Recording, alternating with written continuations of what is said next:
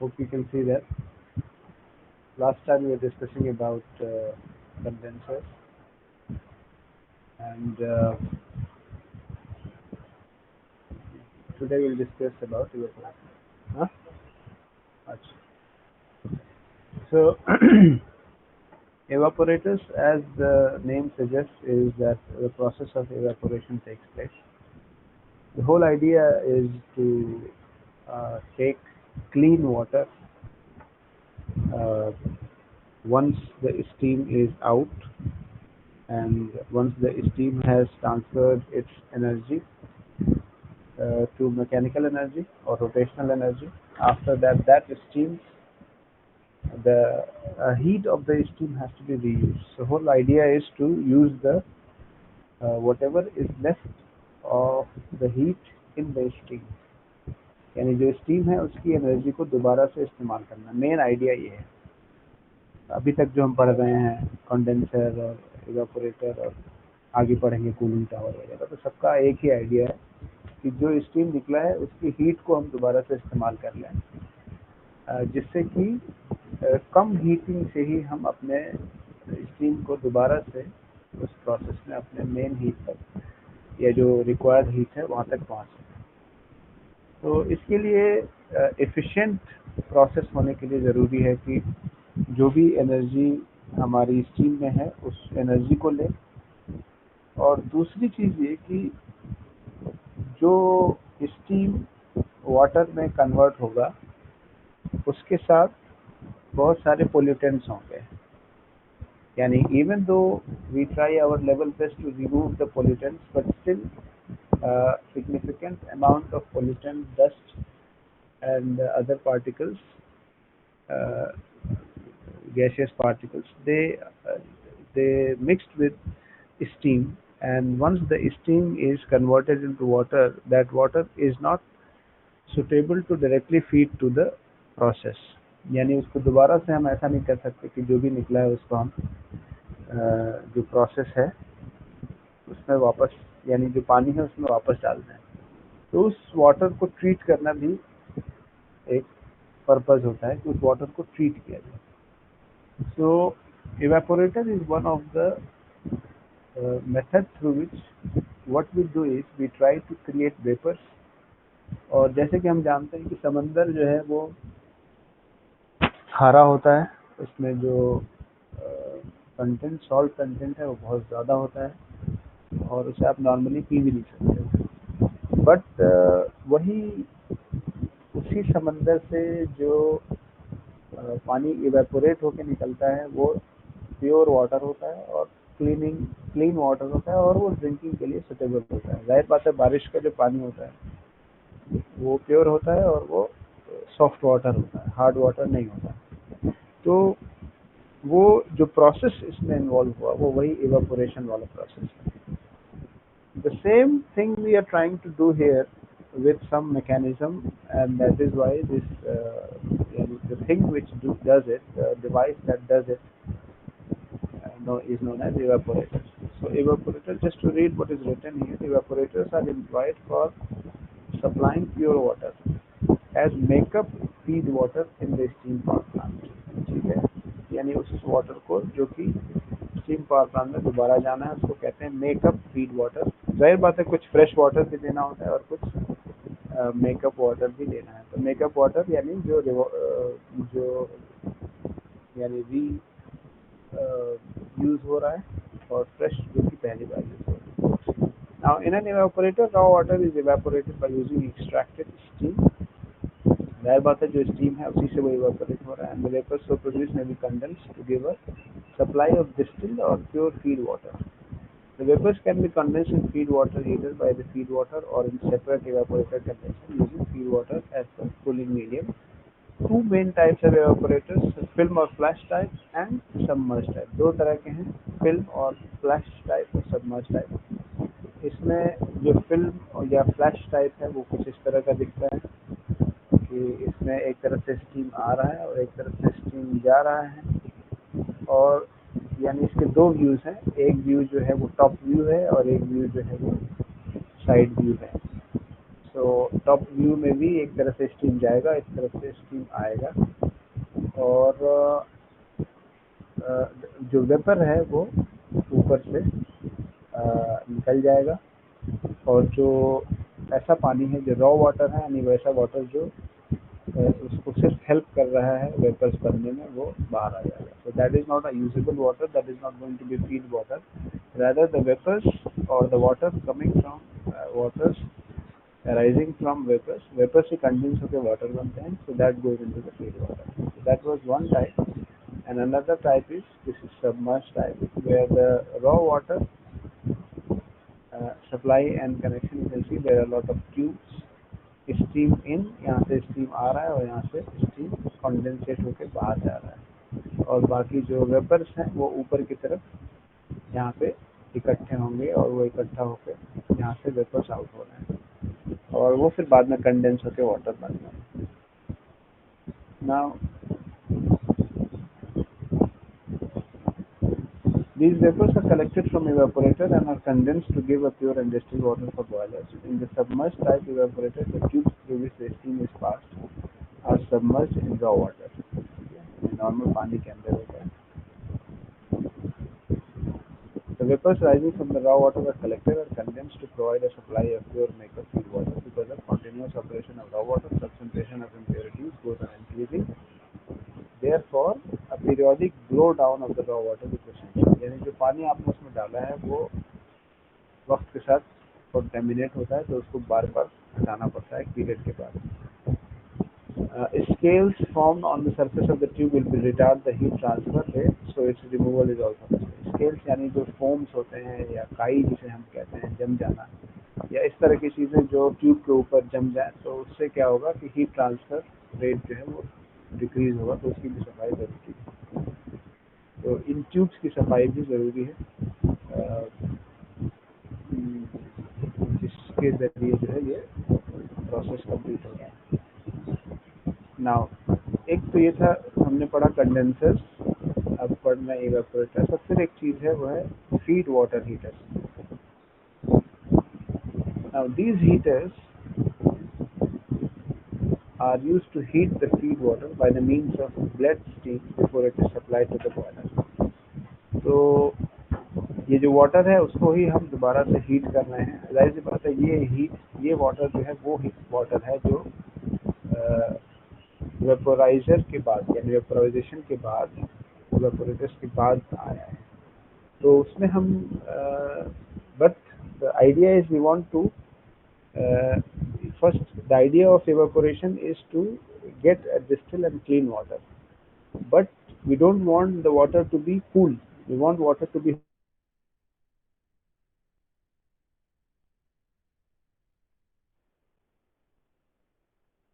जो भी पानी आया है उसको हम, जो स्टीम आ रहा है उसको, उसके जरिए उसको भी हीट कर लें.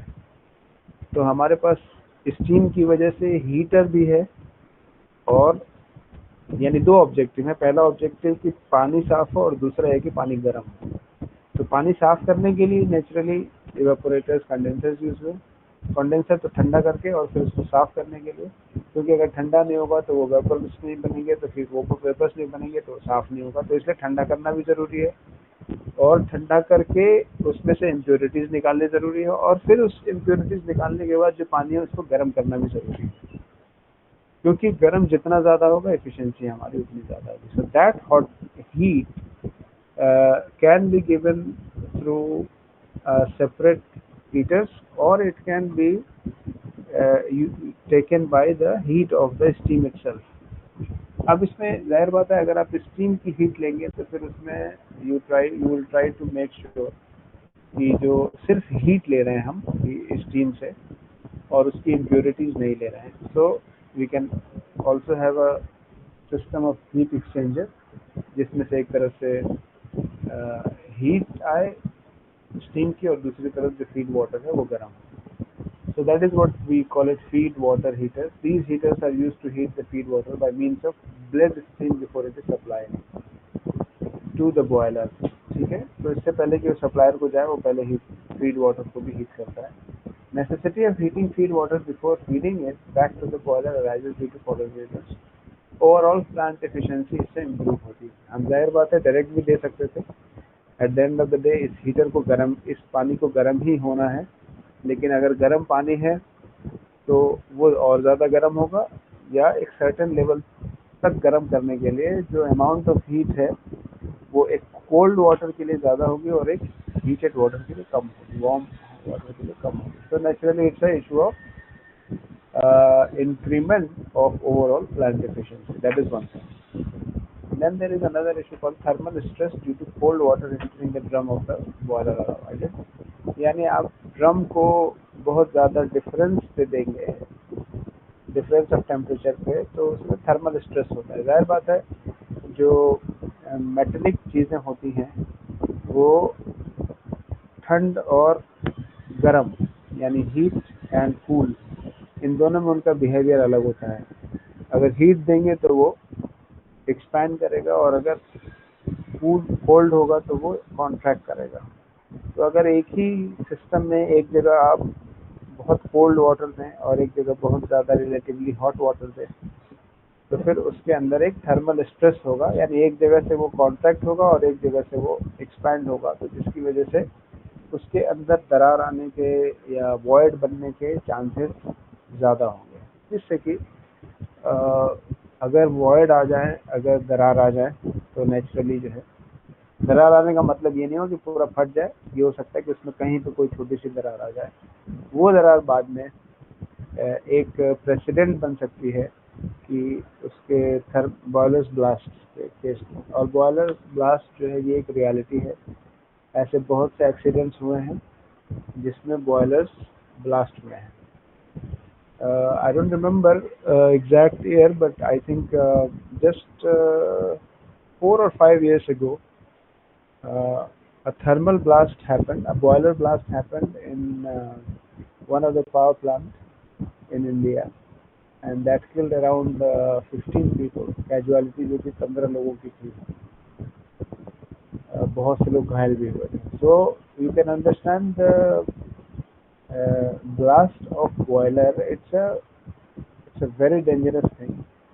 So कोई भी ऐसी चीज़ जिससे कि ब्लास्ट की नौबत आए, it's a very I would say sensitive issue. So because of that sensitiveness, we try to make sure कि उसमें जो फीड वाटर जा रहा है वो ठंडा वाटर ना जाए, बल्कि वो भी गर्म जाए, and that is why there are some arrangement for preheating of that water, and that is why we have this feed water heaters. Also, there is an increase in the quantity of steam produced by the boiler. It's, I think, very easy to understand. जितना ज़्यादा गर्माहट होगी water में, उसमें steam का production उसी हिसाब से ज़्यादा होगा। The dissolved oxygen and carbon dioxide, which would otherwise cause boiler corrosion, are removed in the feed water heaters. तो फीड वाटर हीटर्स में एक अरेंजमेंट ये भी होता है कि उसमें जो कार्बन डाइऑक्साइड है या डिजॉल्व ऑक्सीजन है उसको रिमूव किया जा सके, अदरवाइज वो बॉयलर्स को कोरोड करेंगे। अगेन वो वही इशू है, थर्मल स्ट्रेस एक अलग इशू है और बॉयलर कोरोजन एक अलग इशू है, बट दोनों ही बॉयलर से कनेक्टेड हैं, और बॉयलर की सेफ्टी, बॉयलर की लाइफ और जो वर्किंग फोर्स है वहाँ पे, and for that matter boiler is the most important component of the thermal power plant. Any disturbance in the boiler is actually going to disturb the whole production of power out of that thermal power plant. So its most vital organ, maybe we can call it heart of the whole system, so that has to be protected from all the possible fears or issues. Then we have some other impurities carried by steam and the condensate due to corrosion in boiler and condition are precipitated outside the boiler. So it's almost same issue, which is 4 out of 5 point. Feed water heaters are of two types, contact और open heaters. ये एक arrangement है, open और contact heaters और closed और surface heaters. इसका image नहीं है. So we can get some idea by reading it. Are usually constructed to remove non-condensable gases. from water and steam along with raising the feed water temperature. तो जो बात हम अभी तक करते आ रहे थे, एक तो remove of non condensable gases from water. Condensable non condensable gases यानी वो गैसेस जो कंडेंस नहीं होती. कंडेंस नहीं होती है तो इसका मतलब वो वाटर में रहेंगी.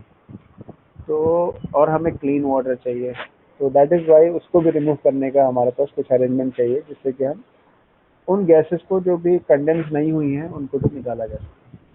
और दूसरी जो बात आई थी कि स्टीम को and steam along with raising the feed water temperature को भी बढ़ाना. सच हीटर्स आर कॉल्ड डीएरेटर्स. ठीक है, डीएरेटर्स समझ गए आप.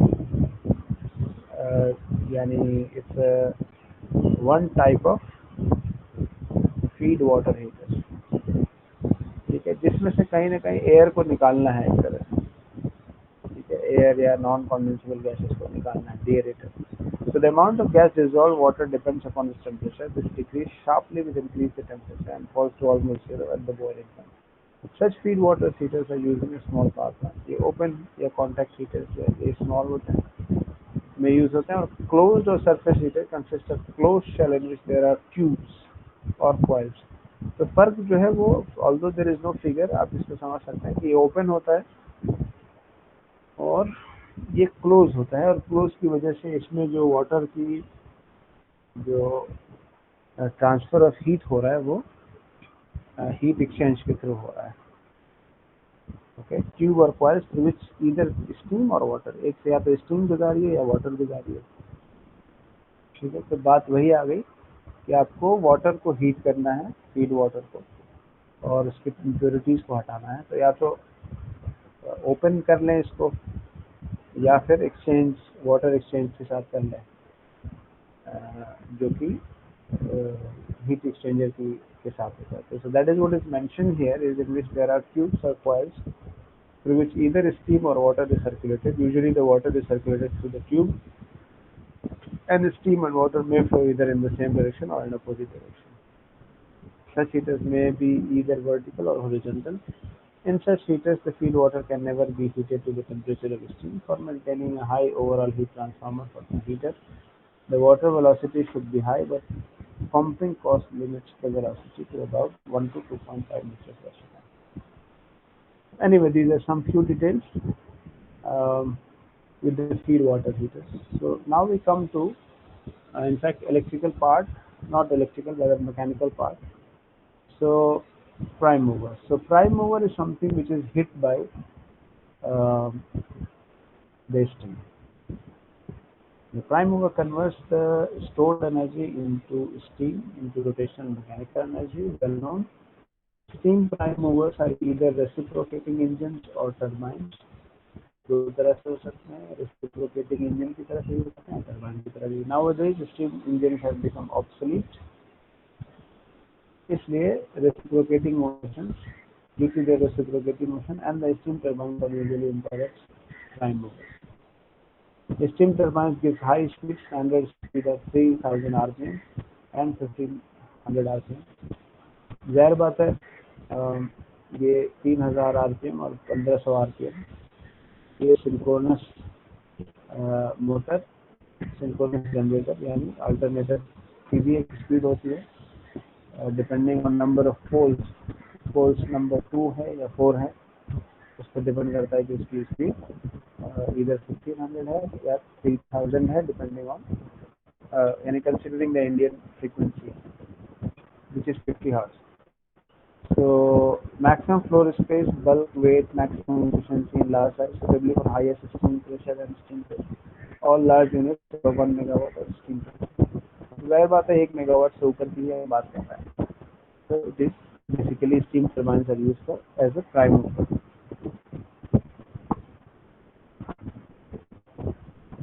Okay, so now what is left? Okay, we have cooling towers, spray ponds. Once it is hit to prime movers, then of course prime movers are connected with the generators, alternators. So although alternators are not mentioned here, I don't know why, but anyway, it is definitely one of the important part of the thermal power plants. So we got to, once we have prime mover, after that we have alternators or generators. After that, there is still something we call it spray pond and cooling towers. The idea is we have to cool the water so that it goes back to heating water, and that has to be done with the help of either a spray pond or cooling tower. Okay. So in the modern fossil fuel steam power plant, about 10 to 15% of the heat input is rejected to the atmosphere through boiler chimney, while 48 to 52% of the heat input is rejected to cooling water system through a steam condenser. The quantity of cooling water needed for condensing the steam in the condenser is therefore quite large. ठीक है, condense करने के लिए जो पानी चाहिए वो काफ़ी चाहिए, और यहाँ पे जो बात आ रही है, जो लॉसेस की आ रही है कि 10 से 15% तो चिमनी के जरिए हीट चला जा रहा है, और बाकी 48 to 52% heat input is rejected to the cooling water system. तो आप समझ सकते हैं कि जितना भी आपने हीट किया है, मान लीजिए 500 डिग्री सेंटीग्रेड किया है, तो उसका 10 से 15% तो चला गया, यानी 50 से 75 डिग्री सेंटीग्रेड जो है वो चिमनी के जरिए लॉस हो गया, और 250 से 300 डिग्री सेंटीग्रेड लॉस हो गया कूलिंग वाटर सिस्टम में. ठीक है, of course this is not just temperature but it is the energy content of the water. So it's a huge amount of heat we lost in the process of chimney. Something we cannot avoid, that we have to give a vent out, otherwise the blast can happen. So chimney is something that has to be there, and definitely there will be loss. अगर chimney से नहीं भी देंगे तो कहीं ना कहीं और एटमॉस्फेयर में लॉस होगा. So it is better to have a arranged chimney system in which the water is sucked out, air is sucked out, and pollutants goes out of it. But still, it will take some heat out of it, and that 10 to 15 degrees centigrade is lost there. Now, 48 to 50 degree loss is due to condensing of the steam into water, and for that we need lot of water in order to convert the steam into condensate, or to change the water from steam to condensed water. So the quantity of cooling water needed for condensing the steam is the conductor is there for quite large. यहाँ पे एक data दिया हुआ है, रफली each kilogram of steam. जाहिर बात है इसका वॉल्यूम बहुत होगा, क्योंकि स्टीम का volume, although we have to understand it's a pressured steam, so volume ज़्यादा होगा इसका 1 किलो का भी, but it needs 100 kilogram of cooling water. 1 kilo steam चाहिए, अपने 100 गुना ज़्यादा वाटर के लिए वाटर चाहिए, जिस कंडेंसेशन के लिए. तो 2000 megawatt power plant requires 300 into 10 to the power 6, 300 million liters of cooling water, and that is per hour. So you can understand that how much water is required in order to take the heat out of that steam, and that is the process of condensation. It's a really a huge amount of water, and that is why आप समझ सकते 300 million liters per hour. That is why you got to have a river outside, river around, and that is why you must have seen कि जितने भी अपने thermal power plants बनते हैं वो किसी न किसी वाटर सोर्स के बगल में होता है. यानी a water source has to be there. It could be a pond, it could be a river, it could be even a what we call canal. So Agra Canal, if you see, is something which is used for Badarpur thermal power plant. So you got to have, and that canal supply, so that canal is to be fed. अगर आप दिल्ली का example देखें तो यमुना को एक तरह से पूरी तरह से रोक दिया जाता है यहाँ पे कालिंदी कुंज पे, इन ऑर्डर कि पानी का लेवल ऊंचा हो, और पानी का लेवल जब ऊंचा होगा upper side of the stream में, तभी जो है आगरा कैनाल पे पानी जाएगा, और आगरा कैनाल पे पानी जाएगा तभी जो है वो आगे थर्मल पावर प्लांट, और उसके आगे जाहिर सी बात है उसके और भी एग्रीकल्चरल एस्पेक्ट्स हैं, but then that is an important aspect. But since it is close, आप देख रहे होंगे आगरा कैनाल भी it is not, I am not sure of today's these days reality, but for a long time it was closed. और अगर power plant close है तो फिर उसके लिए जो कैनाल है उसकी भी जरूरत नहीं है, except for secondary reason, agriculture वगैरह के लिए यूज हो सकता है। तो आप देख सकते हैं कि जो अमाउंट ऑफ वाटर है उसके लिए एक तरह से एक रिवर को आप डैम लगा रहे हैं, यू जस्ट क्लोजिंग इट, और probably closing much of the water through barrage, and then that water has to go to the thermal power plant. So the same is the case with most of the thermal plants. In fact, all thermal power plants, steam based thermal power plants, अगर आप देखेंगे तो वहाँ पे पानी का होना ही होना है, and not just steam based thermal power plants. Even if you talk about the nuclear power plants, they also have to go through the same process.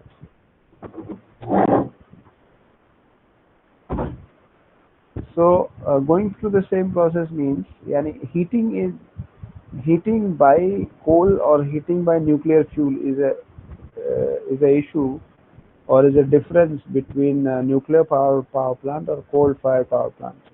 Rest of the whole mechanism is same.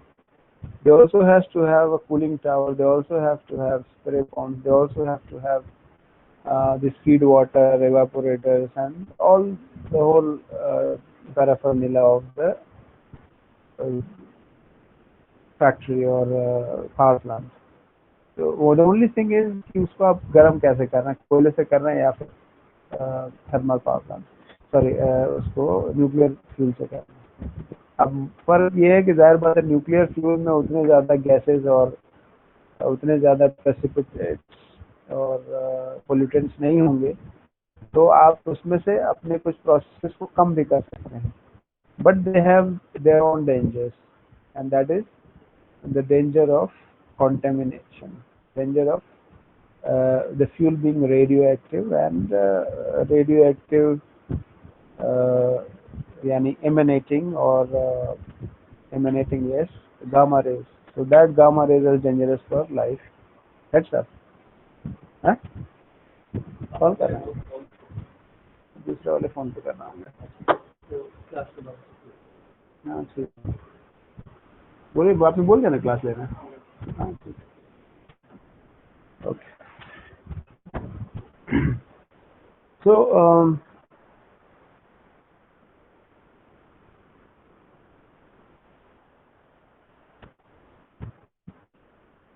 okay, so we were here that how much water is required for this whole process, and that is why it is mentioned here is that in such a case water is pumped from source of water to an open channel and taken to the circulating water pump through strainers. अच्छा ये बात यहाँ पे रह गई। Such large requirement of cooling water can be conveniently met if the plant is located near a natural or artificial source of water such as river, sea, lake or canal। तो मैं वही बात कर रहा था कैनाल की, it's artificial source but it has to have a it is indispensable part of the system. Without it your thermal power plants cannot work. So you got to have some arrangement. So that is why we see that the circulating water is then pumped through the condenser tube. For such arrangement, a setting tank and siphon system is used before for circulating water pump at bandwidth. So siphoning आप समझते हैं, water को ऐसे level पे रख दें कि अपने आप उसमें से ग्रेविटी के जरिए पानी आता रहे। Then we have recorded spray ponds. ये छोटे लेवल पे अगर थर्मल पावर प्लांट है तो वहाँ पे स्प्रे प्लांट के जरिए सेम प्रोसेस है जो कूलिंग टावर के लिए है, ठीक है। Small plants use spray Pond's and medium and large plants use cooling tower. तो स्प्रे पॉन्ड से भी काम हो जाता है, यानी जो गैसेस होते हैं उसको हम कंडेंस कर पाते हैं, बट ये छोटे पावर प्लांट्स के लिए ही फिट होता है। मीडियम और लार्ज के लिए कूलिंग टावर की जरूरत होती है. Cooling tower is something, it's the biggest structure which you'd see in any thermal power plant. So cooling tower is a wooden or metallic rectangular structure inside which is packed with baffling devices. The hot water is led to the tower top and falls down through the tower and is broken into small particles which passes through baffling devices. Air enters the tower from the bottom and flows upward. नीचे से हवा ऊपर की तरफ जाता है, इस तरह से बनाया जाता है. आप देखेंगे कि नीचे की जो उसकी सर्कमफेरेंस होती है वो ज़्यादा होती है और जैसे जैसे ऊपर जाता है कम होती जाती है.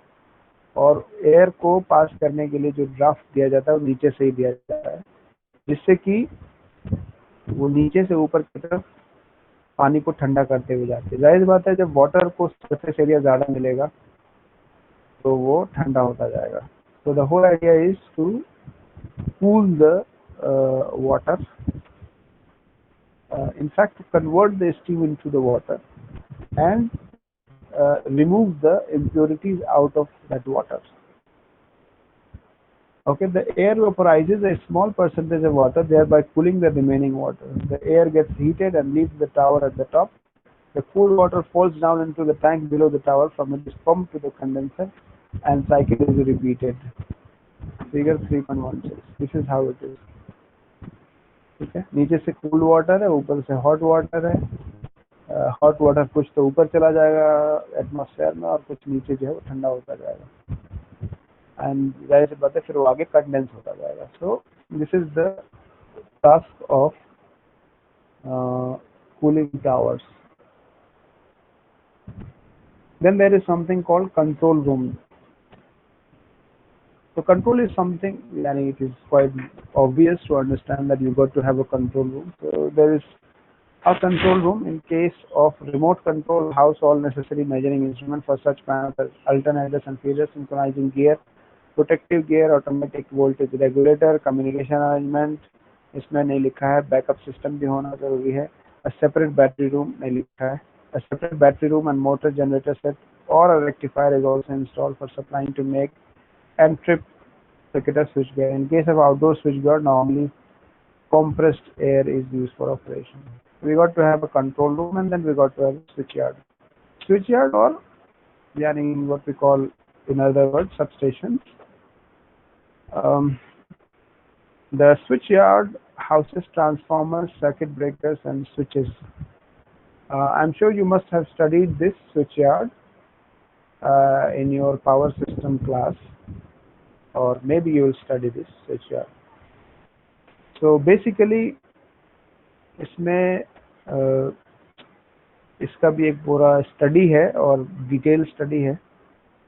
और ये जो स्विचयार्ड्स होते हैं बेसिकली हमारा पर्पस होता है कि जो पावर जनरेट हुआ है उसको हायर लेवल पे ले जाके उसको ट्रांसमिट करें या उसे कंज्यूम करें. 11,000 वोल्ट पे this is the normally the voltage at which we generate electricity and then we got to transfer it depending on कि लोड सेंटर कितनी दूरी पे है.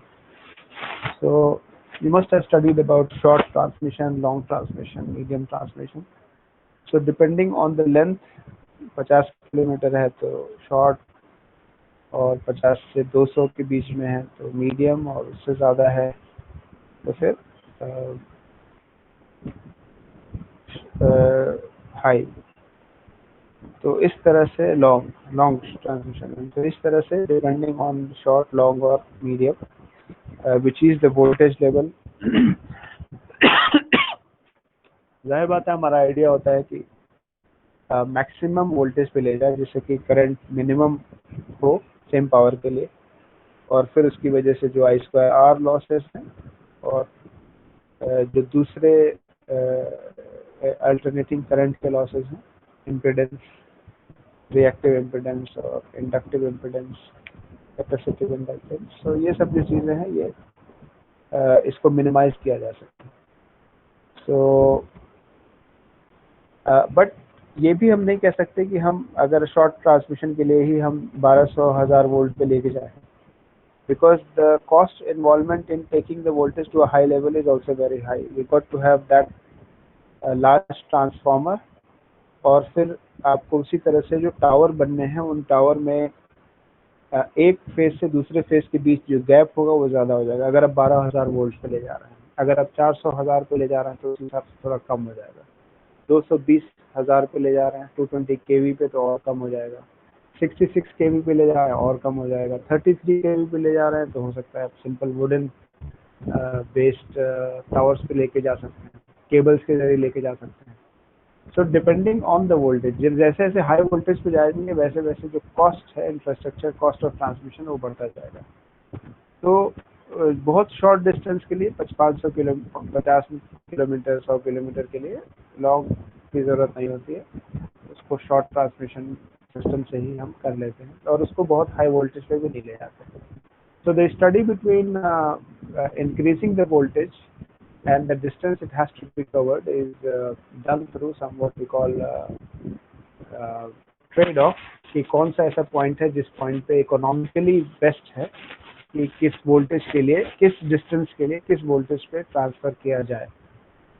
जाहिर बात है एक तरफ टेक्निकल एडवांटेज है तो दूसरी तरफ कमर्शियल डिसएडवांटेज है। So where does this commercial disadvantage and technical advantage meets, intersects? So जहाँ पे intersect करता है that is the point of break even point, और that उसी point को हम decide करते हैं कि किस voltage पे ले जाते हैं। So उस voltage को achieve करने के लिए we need to have a arrangement of switch yards that has transformers, circuit breakers, switches, यहाँ पे disconnecting transformers लिखे हैं, but it does mean that we got to have voltage transformers, instrument transformer basically, जिसमें हमें major करना होता है voltage, current, CVT, capacitive voltage transformers, whip traps, और फिर लाइटनिंग अरेस्टर्स। कहीं जो है ओपन स्ट्रक्चर है, हाइट स्ट्रक्चर है, और स्पेशली जहाँ पे इस तरह के स्विच यार्ड बनते हैं वहाँ पे आसपास कोई ऐसा और ऊंची चीज होती भी नहीं है, तो ऐसे में propensity of striking a lightning to the switch yard is very high. So in that case that also has to be taken care by arrangement of lightning arresters. फिर उसके हमें जमीन में ग्राउंडिंग करनी होती है, पूरा का पूरा एक मैट बिछता है, ग्राउंडिंग मैट switch yard के नीचे. So all these things gets involved. Then we have supply of bus bars from alternators taken from the transformer, taken through transformer and circuit breaker of suitable rating. The power station over and above this requires workshop, store, labor canteen, library, and also residential accommodation for the operating staff. The layout of a central coal-fired steam power is shown figure 3.17. I think this is, अच्छा ये कहीं बाद में है। खैर इस पे कोई सवाल है आप लोग जानना चाहते हैं? That is the end of this, and we are not going to cover any other topic concerning thermal power plant. We will now start with nuclear power plant. इसमें कोई सवाल है आप लोगों का?